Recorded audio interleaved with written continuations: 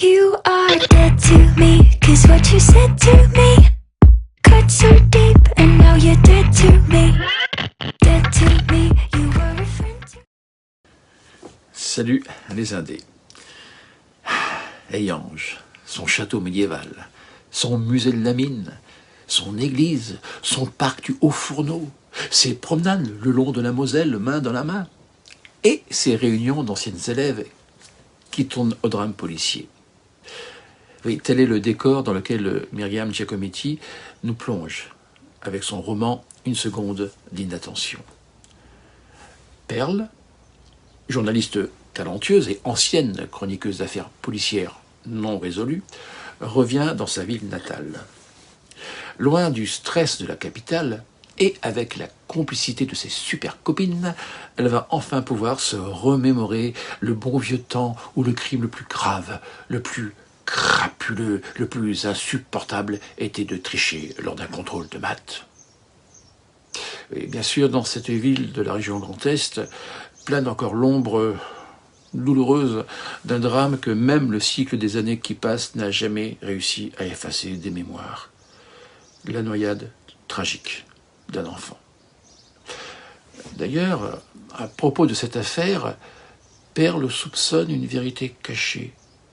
Non, elle n'est pas venue enquêter. Non, elle est venue retrouver ses meilleurs amis pour passer du bon temps.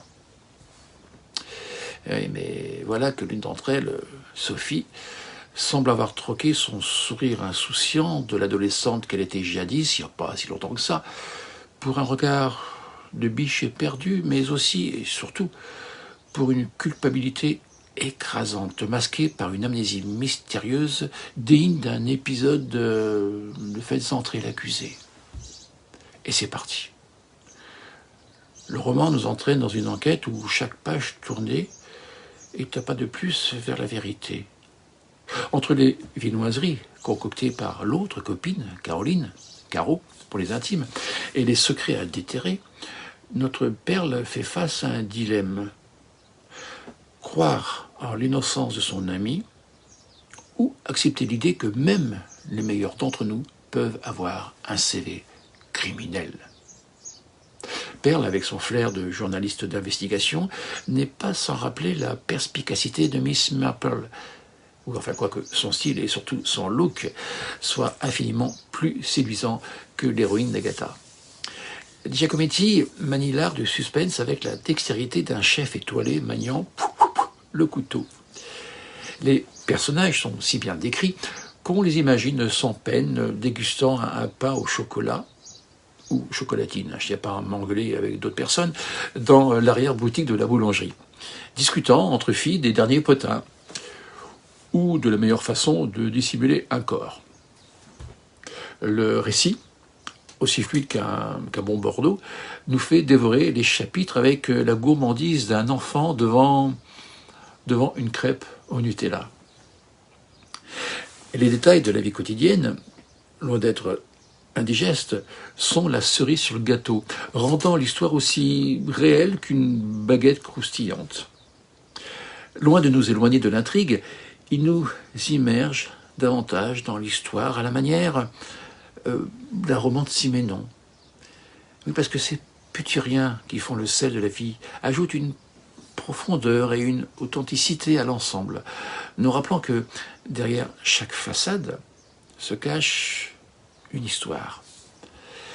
Giacometti maintient le suspense tout au long du récit. Comme le Tom Ripley de Patricia, Sophie nous fascine et nous horrifie à la fois, nous laissant dans l'incertitude. Qui est-elle? Qui est Sophie? Une criminelle malgré elle ou une manipulatrice hors pair? Je ne vais pas vous répondre. Une seconde d'inattention est un plat mijoté avec soin, dans lequel chaque ingrédient, chaque indice, chaque faux semblant est dosé avec précision. Et d'ailleurs, le dénouement nous laisse pantois. On croyait avoir toutes les pièces du puzzle, mais l'auteur nous montre qu'il y a toujours une couche de complexité supplémentaire à découvrir. Et oui, comme dirait Sherlock, ce cher Sherlock Holmes, quand on a éliminé l'impossible, ce qui reste, si improbable soit-il, doit être la vérité. Pour résumer, Une seconde inattention est un bouquin à consommer sans modération. Mais, avec un bon alibi. Car, une fois arrivé aux dernières pages, la seule vérité qui compte, c'est que vous ne pourrez plus dire que vous ne saviez pas que c'était un bon polar. Bon, bah moi je dis ça, je dis rien. À plus tard les Indés pour une nouvelle enquête. Ciao, bye.